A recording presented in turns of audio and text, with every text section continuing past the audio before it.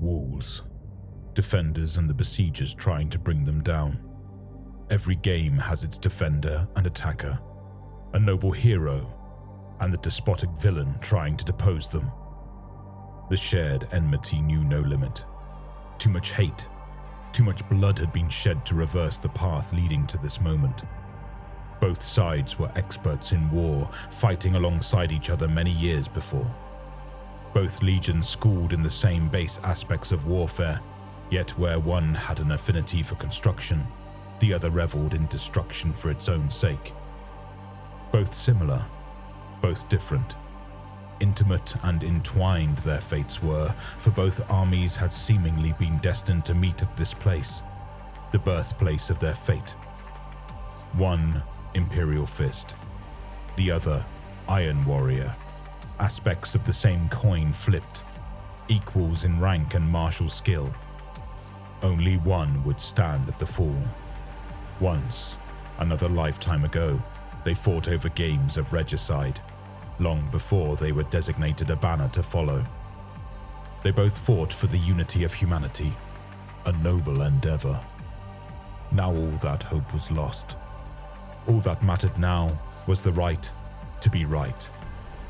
Captain Valrak, his helm under his arm, taking in the acrid tinge of a world on fire. He surveyed with age-worn eyes his homeworld, long reduced to a ruinscape of broken dreams and a shattered promise of a bright tomorrow. He identified pockets of resistance, the odd flash of yellow amongst the myriad defenders on distant outposts across the Imperial Palace walls. He could almost identify the men he called brother, a flash of a black sword here, the crackling energy fields of twinned power axes there. It was likely his own imagination. Those heroes were likely gone now, scattered and without support, if they even lived still. Sigismund likely was still alive somewhere. His squad all dead, he stopped mid-stride as another warrior in Mark III iron armor stood motionless, less than 30 paces away. Rubble marred their soon-to-be dueling ground. He recognized the foe. They had been brothers in war, now adversaries on opposite sides of a civil war that should never have been. He sighed. It had come to this then. Another contest of blades, another duel to the death. How many was this? 7? 8? It did not matter. The captain of the 55th Line Company unsheathed his weapon, a relic power sword, holding the scabbard and pulling the sword free. It was pitted and dented in over a dozen places, but still maintained a keen fighting edge. Enough for the task at hand. His bolt pistol long since dropped in favor of close-up blood work. Lack of ammunition brought some necessities into stark relief. His opponent was a fellow captain, this time of the 4th Legion Iron Warriors. Blood peppered his lank, iron-colored frame. His immense warhammer held as contemptuously at his side as his loyalty to he on the throne. The captain of the 4th was not one for formality, yet their shared history demanded respect. Tarnak Dron. Well met, cousin. Valrak spoke the affirmation. Tarnak replied in kind, his hammer twitching in his grip slightly, ready for immediate violence. Well met. They saluted to each other, despite multiple wounds ruining the countenance they shared. Power oozed from the blade like droplets of blood from the heavens as electricity arced from the head of the immense thunderhammer. It has come to this then, Valrak spoke, his voice tinged in sadness at the nature of their shared history. Grudging respect they once had, now enmity was all that remained. One must stand, another must fall, Dron replied. We have a score to settle, Valrak spoke, recalling their last engagement. They had dueled twice in the past, both to first mark. Both shared a victory each. The scar on Valrak's face testament to the last contest of blades. Sanguis extremis, Dron exclaimed, a dark smile on his features. I will kill you, the silent gesture announced. Bringing his battle-worn sword to attention, Captain Valrak spoke for what he considered to be the last time. It ends here, cousin. For you, perhaps, Val. There was a moment's pregnant pause before Valrak filled the audible void. I will kill you if I must. Your incredulity truly knows no bounds, Dron exclaimed. Look around you. Look at our home. Valrak gestured to the ruined citadel where they spent much of their formative years together as youths, tolling to survive harsh winters and worse among the throng of humanity. Much had changed. Much was the same.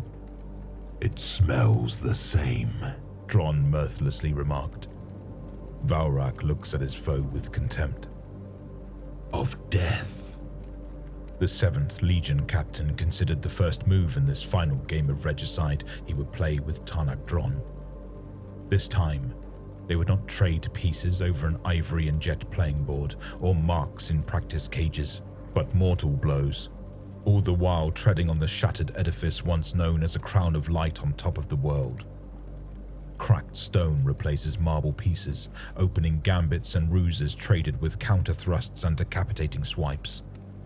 Now, more so than pride, they played for life. Enough words. The hissing, baying spittle growled from Tarnak Dron's ruined lips. Valrak sighed, letting the blade swing down and up to his side into guard position, and gestured for his once childhood friend to approach. The Iron Warrior, smiling darkly, stepped forwards into attack position, ready to launch at post-human speeds towards martial embrace. Combat stims flooded his body stems, preparing for battle once more. Death to the false emperor! Valrak, not letting such words stand unanswered, replied with a charge. For the emperor! The battle had lasted shorter than expected. Valrak, an exemplar of stoicism and control, the opposite to the brutality of his opponent. The sideways hook with the thunderhammer was easily sidestepped, before a returning upwards cut removed a hand from his opponent. The power field rendered the limb a smoking stump. The controlling hand fell to the ground, and with the hammer cumbersome to wield one-handed, was slow to respond to the blow. Valrak spun as his opponent's momentum carried him 2 steps forward. He brought his long sword down in a life-ending arc, falling across the power pack of his foe, severing power cables and exhaust venting. The abused power pack sputtered as power feeds gutted and died, rendering the older Mark III armor fatally damaged. It was a known flaw of the Mark of Warplate, given the enhanced armor plating to the fore.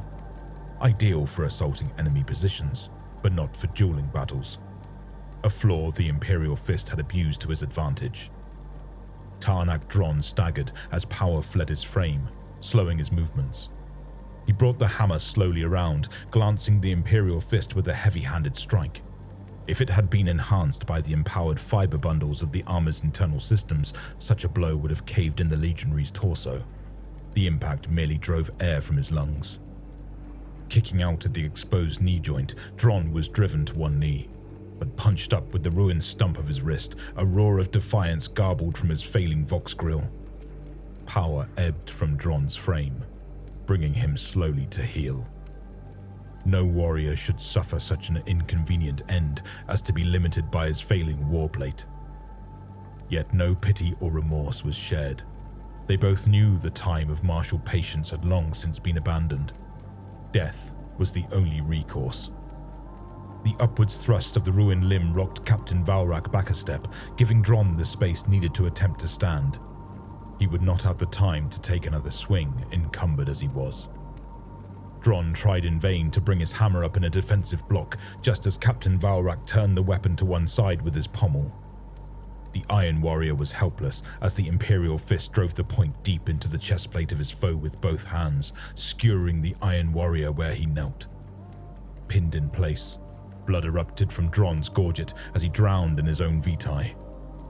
The warrior looked up at his foe, dropping the hammer, removing his helm as words failed him at the last. He had scant moments left. The Imperial Fist captain removed his helm, leaving his sword buried in his opponent. He looked down at the impotent frame of Tarnak Dron. It did not have to come to this, cousin. Musing over the insanity of such an action. Astartes fighting Astartes. The Iron Warrior captain merely mouthed the last spiteful reprisal, cutting short the regretful words by the stoic Imperial fist. "Do it." Pulling the combat blade free of its scabbard at his hip, Captain Valrak gave his foe the Emperor's Peace. Driving the naked blade deep into the base of Tarnak Dron's neck, the metal severed his spinal cord, ending his pitiful existence. He did not deserve to die as noble a death, but the Imperial fist decided to grant it him in dint of a shared brotherhood. The Iron Warrior gasped before life fled his eyes. He withdrew his knife, letting the dead soldier's head fall lifelessly. Pulling the sword free and wiping away the blood on a 16th Legion banner long left to rot where it lay, the captain took one last look at his foe. Once a battle brother in ages past, now merely another mark on his tally of the slain. No one would mourn Dron's passing, as he also mused if anyone would mourn his own. However, where the former was a traitor and not worth remembering, Valrak was still loyal, and that counted for something. He sheathed his weapons, gathered up a dropped bolt pistol nearby, and began the long search for another foe to kill. A fruitless task that was the defense of the Imperial Palace, now a fiery edifice to the broken promise of a bright future. He would not end here, he promised himself that. If the last oath he would make to the Emperor was to outlive his enemy, he would make it his life's mission to serve him. He walked on, lost in the billowing fog of war that drifted across the parapets.